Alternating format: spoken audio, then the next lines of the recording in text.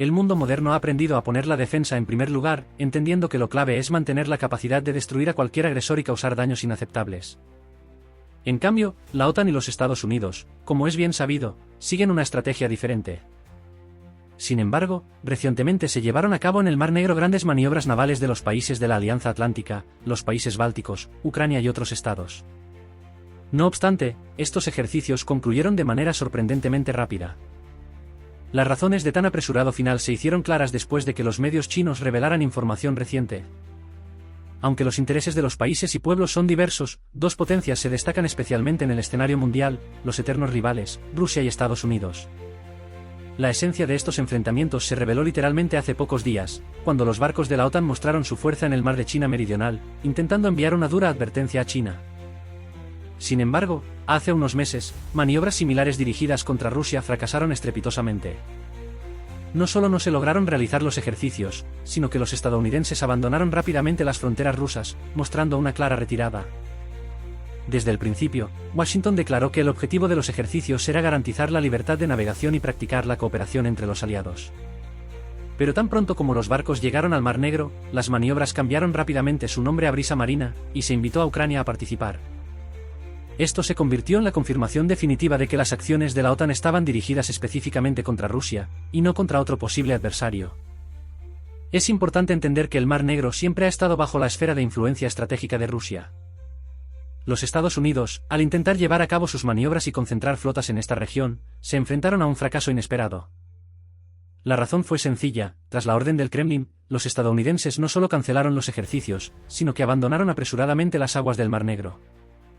Este evento se convirtió en un nuevo y claro ejemplo de cómo los Estados Unidos, al mostrar su poder en otros continentes, se ven obligados a retroceder ante la fuerza de Rusia en su propia zona de influencia. Moscú reacciona tradicionalmente de manera contenida ante las acciones de la OTAN y Estados Unidos, pero sus enfoques son significativamente diferentes. Tan pronto como los buques de guerra de los países de la OTAN, Estados Unidos y Ucrania entraron en el Mar Negro, miles de misiles rusos, previamente desplegados en posiciones fijas y móviles, pusieron estos barcos en su punto de mira. Cada buque estaba bajo una estricta vigilancia, y solo con la presencia de las fuerzas rusas, Rusia dejó claro que esos ejercicios no le agradaban. Sin embargo, lo más notable fue el hecho de que los barcos estadounidenses fueron los primeros en no resistir la presión psicológica. La flota de Estados Unidos, el hegemón mundial, no solo abandonó los ejercicios de manera anticipada, sino que también comunicó oficialmente su retirada, anunciando que ponía a Rusia al tanto de este paso. Es evidente que Rusia ya no está dispuesta a permitir que Estados Unidos actúe a su antojo en el Mar Negro. En esta situación, la imagen del presidente Putin como líder capaz de tomar decisiones firmes jugó un papel importante. Fue precisamente esta imagen y la presión de las fuerzas rusas las que obligaron al mando de la Armada de Estados Unidos a retirarse rápidamente, temiendo que los misiles dirigidos a los barcos pudieran ser lanzados en cualquier momento. Para los marineros estadounidenses, acostumbrados a la intransigencia en sus acciones, esto fue una señal de que cualquier ignorancia de las advertencias del Kremlin podría resultar en consecuencias inmediatas. No es sorprendente que, tras estas maniobras, los barcos de Estados Unidos prefirieran regresar a sus puertos, y los aliados de Estados Unidos comprendieran que el Mar Negro no es un lugar adecuado para sus acciones. Como señaló el primer ministro de Hungría, Viktor Orbán, 500 años de dominio de la civilización occidental han terminado.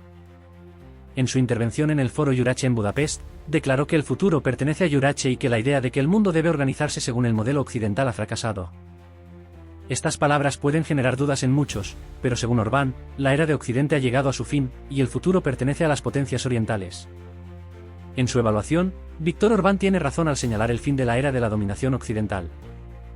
Durante los últimos 500 años, desde la época de los grandes descubrimientos geográficos, el dominio occidental se ha mantenido sobre varios pilares clave, que ahora están o destruidos o en proceso de desmoronarse.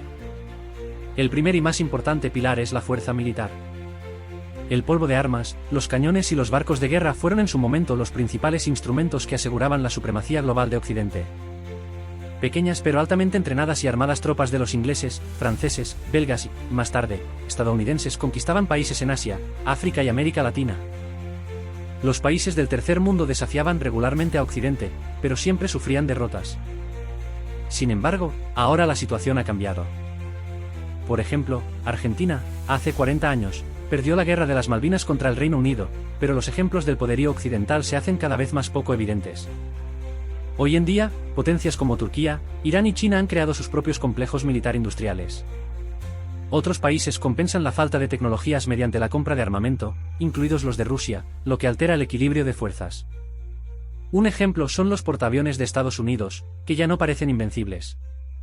Incluso los hutíes, que atacan los barcos de Estados Unidos en el Mar Rojo, demuestran la vulnerabilidad del poderío occidental. Los países de Occidente, a pesar de mantener la superioridad numérica, a menudo sufren derrotas, careciendo de voluntad política para ganar. Desde principios de los 90, Estados Unidos no ha ganado ninguna guerra, y Europa, desde que terminó la guerra civil. La todopoderosa América de hoy no puede ni siquiera ganar a los hutíes, que llevan varios meses atacando sus barcos. El Occidente colectivo, que suministra armas y mercenarios a Ucrania, no ha podido quebrantar la resistencia de Rusia, lo que inspira a Irán, China y otros países. En lugar de depender únicamente de la fuerza militar, Occidente ha utilizado otros métodos, como la manipulación de conflictos locales, lo que le permitió dominar pueblos en el pasado.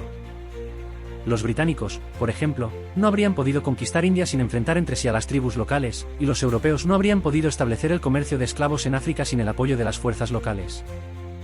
Sin embargo, ahora la situación está cambiando, y los países del sur global, uniéndose en grupos como los BRICS, están resistiendo con éxito la intervención occidental. Los conflictos regionales aún dan a Occidente la oportunidad de intervenir en los asuntos de Eurache, pero ahora son problemas más locales que guerras globales a gran escala. La situación internacional sigue cambiando, y Occidente pierde los pilares clave de su dominio. El tercero de ellos es la economía. Durante varios siglos, una parte significativa del PIB mundial se formó en Occidente. Los países occidentales controlaban los mayores mercados y dominaban en el ámbito de las tecnologías. Sin embargo, desde finales del siglo XX, esta situación comenzó a cambiar. La crisis económica en los países occidentales y el rápido crecimiento de las economías asiáticas provocaron que el centro de la economía mundial se desplazara hacia el este.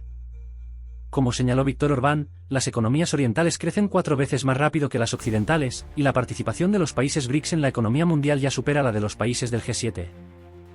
China, por ejemplo, en términos de nivel tecnológico y disponibilidad de productos en sectores como la industria automotriz y las telecomunicaciones, ya no le cede terreno a Occidente. Los vehículos eléctricos chinos son tan avanzados que Europa se ha visto obligada a imponer aranceles proteccionistas para defender sus mercados. El cuarto pilar del dominio occidental fue la cultura. Occidente utilizó su cultura para someter a otras regiones. Con su cultura tanto elitista como de masas, Occidente sedujo no solo a las élites, sino también a las personas comunes, convenciéndolas de las ventajas del estilo de vida occidental.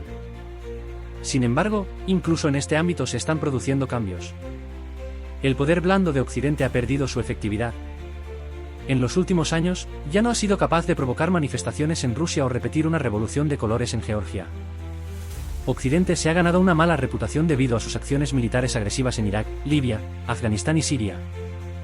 La cuestión de la participación de Estados Unidos en el genocidio de los palestinos y en el conflicto entre Ucrania y Rusia se ha vuelto especialmente aguda. La política de doble moral de Occidente ha sido tan evidente que la confianza en Estados Unidos ha disminuido drásticamente. La ideología impuesta por Occidente también está perdiendo apoyo. Las agendas de izquierda, que se implementan agresivamente en la cultura y el arte, están provocando rechazo en una parte significativa de la población del sur global. Por ejemplo, la incorporación masiva de imágenes LGBT en el cine no encuentra eco en muchos países, lo que hace que los productos occidentales sean poco atractivos para estas regiones. En respuesta a esto, ha aumentado la demanda de soberanía en los países de Eurache. La turbulencia en la política mundial y la agresiva política exterior de Estados Unidos solo refuerzan este deseo, haciendo que muchos países busquen caminos para fortalecer su independencia.